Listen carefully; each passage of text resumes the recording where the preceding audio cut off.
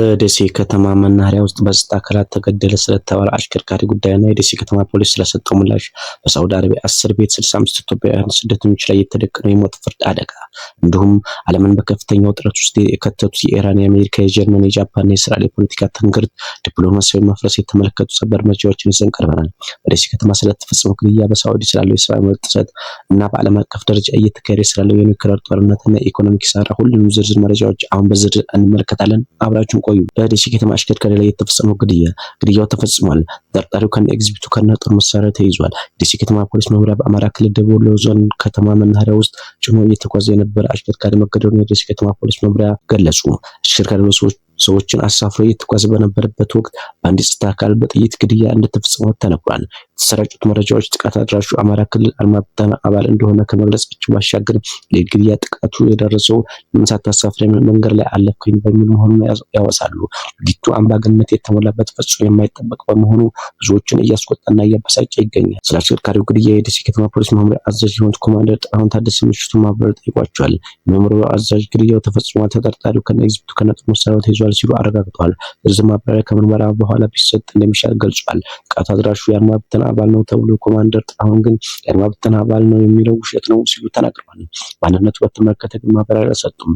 ተጠርጣሪው ተይዞ አድማ ብተና አይደለም ያሉ ሲሆን ግድያውን ግን ፈጽሞታል በምን አላሳፈርከኝ በሚል ነው ሲሉ ኮማንደር ጥላሁን ጠይቋቸዋል። እሳቸውም ዝርዝሩን ከምርመራ በኋላ በተደራጀ መልኩ መንገድ ነው መስጠት ያለብኝ ሲሉ ምርመራውን ከተጠናቀቀ በኋላ ማብራሪያ እንደሚሰጡ ገልጿል። ጥቃቱ የተፈጸመበት ልዩ ቦታ እንደሆነ የተጠየቁት ኮማንደር ከገራዶ አልፎ ወደ ደቡብ ወሎ ወሰን ነው ብለዋል። ሌላኛው ስለ ጉዳዩ የጠየቅናቸው አንድ የአካባቢው አመራር ከዚህ በፊት ጉዳዩ አልደረሰንም በእኛ በኩል አሉ ነው የሰማነው ሲሉ እርግጠኛ እንዳልሆኑ ተናግረዋል።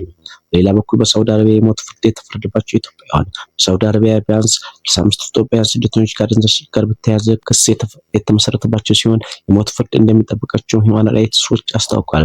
የሰብአዊ መብት ተሟጋቾች የሳውዲ አረቢያ ባለስልጣናት ባለፈው ሳምንት ማክሰኞ ሚያዝያ 13 ቀን 2018 ዓ.ም 3 ኢትዮጵያውያን በሞት መቀጣታቸውን ገልጾ የሌሎቹ ፍርድ ተፈጻሚነት ግን እንዲዘገይ መደረጉን በሪፖርት አመልክቷል። ዓለም አቀፍ የሰብአዊ መብቶች ተቋም ሚያዝያ 21 ቀን 2018 ባወጣው ሪፖርት በሳውዲ አረቢያ ከቅርብ ዓመታት ወዲህ በተለይም ከአደንዛዥ እጽ ጋር በተያያዘ ወንጀሎች በኢትዮጵያን ጨምሮ በርካታ የውጭ ሀገር ዜጎች ላይ የሞት ቅጣት መፈጸሙን አስታውቋል።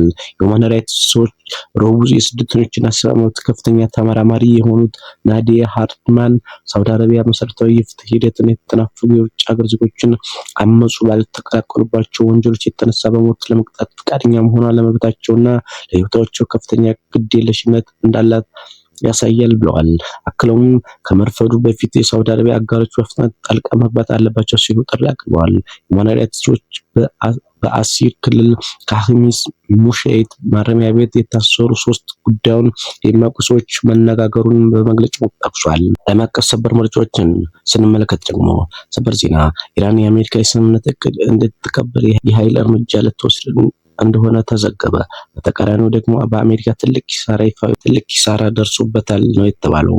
አሜሪካ በሌላ በኩል የአሜሪካው ፕሬዝዳንት ዶናልድ ትራምፕ ንጉስ ቻርልስን እና ቭላዲሚር ፑቲን ከኔ በበለጠ ኢራን የኒውክሌር መሳሪያ እንዳይኖራት ይስማማሉ ማለታቸው ተዘግቧል።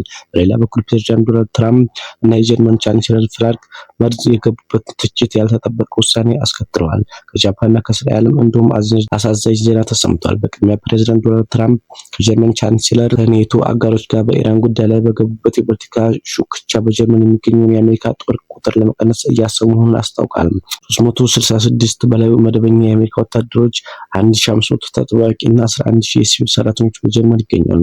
ከጃፓን ቀጥሎ በዓለም ላይ ከፍተኛ የአሜሪካ ጦር የሰፈረው በዚህ ሀገር ነው። የትራምፕ ውሳኔ በብዙዎች ዘንድ ከፍተኛ ስጋትና ትችት እያስነሳ ነው። ጀርመን ሀገር ብቻ ሳይሆን የአሜሪካ የአውሮፓ እዝ የአፍሪካ እዝና እጅግ ቁልፍ የሆነው ራምስታይን የአየር ኃይል ጦር ሰፈር ማዕከል በመሆን ነው።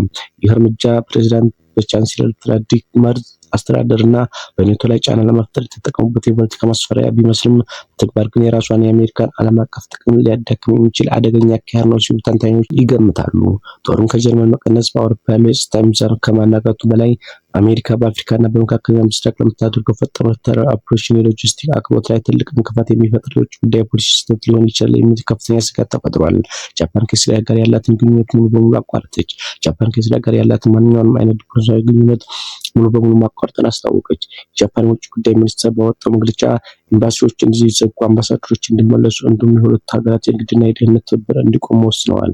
ጃፓን ለዚህ ውሳኔ እንደ ምክንያት የጠቀሰችው እስራኤል ከኢራን ጋር እያካሄደች ያለውን ጦርነትና እየተፈጸሙ ያሉ የሰብአዊ መብት ጥሰቶች ነው። የመንግስት ቃል አቀባይ በሰጡት መግለጫ ግጭቱ እየተባባሰ ባለበትና ቀጠናዊ መረጋጋት በታወቀበት ሁኔታ መደበኛ ግንኙነት መቀጠል አንችልም ብለዋል። ይህ ውሳኔ የተሰማው በሆርሙዝ ባህረ ሰላጤ መዘጋት ምክንያት ጃፓን ከአሜሪካ የነዳጅ ሀጂ ዘይት ማግኘት ከጀመረችና በመቀጠልም የተወሰኑ ታንከሮችን በባህር ሰላጤው እንዲያልፉ ከተደረገ በኋላ ነው። የእስራኤል ውጭ ጉዳይ ሚኒስትር ውሳኔው የሚያሳዝን ነው፣ ተገቢ ያልሆነ ያለ ሲሆን አሜሪካ በበኩሏ ውሳኔው ቅር መሰኘቷ ገልጻለች። ተንታኞች እንደሚሉት ከሆነ ጃፓን ከዚህ ቀደም ለጦርነቱ ዋሽንግተን ተጠያቂ ካደረጉት ከኢራንና ከቻይና ጎን እየተሰለፈች መሆኗን ያሳያል። የግንኙነት መቋረጥ በቢሊዮን ዶላር የሚገመቱ የቴክኖሎጂ፣ የሳይበር ደህንነትና የመከላከያ ትብብር ላይ ከፍተኛ ተጽዕኖ ያሳርፋል። ይህ ታሪካዊ ለውጥ በመካከለኛው ምስራቅና በኤዥያ ግንኙነት ላይ አዲስ ምዕራፍ የከፈተ ሲሆን ዓለም አቀፍ ገበያም ለጉዳዩ ከፍተኛ ጥንቃቄ እያሳየ ይገኛል። ሩሲያ ኢራን ኒውክሌር እንዲኖራት አትፈልግም ሲሉ ፕሬዝዳንት ዶናልድ ትራምፕ ተናግረዋል። የአሜሪካው ፕሬዝዳንት ዶናልድ ትራምፕ በዛሬው ዕለት እንደተናገሩት ከሩሲያ መሪ ጋር ባደረጉት የስልክ ውይይት ሞስኮ በኢራን የኒውክሌር መርሃ ግብር ላይ የዋሽንግተን አቋም ትጋራለች ብለዋል። ትራምፕ ስለ ሩሲያው ፕሬዝዳንት ቭላዲሚር ፑቲን ሲናገሩ እሳቸው ቢሆኑ ኢራን የኒውክሌር መሳሪያ እንዲኖራት አይፈልጉም ብለዋል። ኢራን በወታደራዊ ረገድ በእጅጉ መዳከሟን ያላትን ሚሳኤል ጥቂት ብቻ እንደሆነ የገለጹት ትራምፕ ቀሮትን በፍጥነት ኢላማ ሊደረጉ እንደሚችሉ አስጠንቅቀዋል። ብለውም አሜሪካ ኢራን የኒውክሌር መሳሪያ እንድታበለጽግ እንደማትፈቅድ ተናግረዋል። በሁለቱም መሪዎች መካከል በተደረገ የስልክ ውይይት የሩሲያው ፕሬዝዳንት በኢራን የኒውክሌር ጉዳይ ላይ ተሳትፎ ለማድረግ ፍላጎት እንዳላቸው ገልጸዋል ብለዋል። ትራምፕ በተያያዘ ዶናልድ ትራምፕ ንጉስ ቻርልስን ኢራን ኒውክሌር ጦር መሳሪያ ሊኖራት እንደማይገባ እንደሚያምኑ ተናግረዋል። ዶናልድ ትራምፕ በዋይት ሀውስ ሐሙስ ለንጉስ በተዘጋጀ የራት ግብዣ ላይ ቻርልስን ከኔ ጋር ይስማማል፣ ከኔም በበለጠ ይስማማል ሲሉ ተናግረዋል።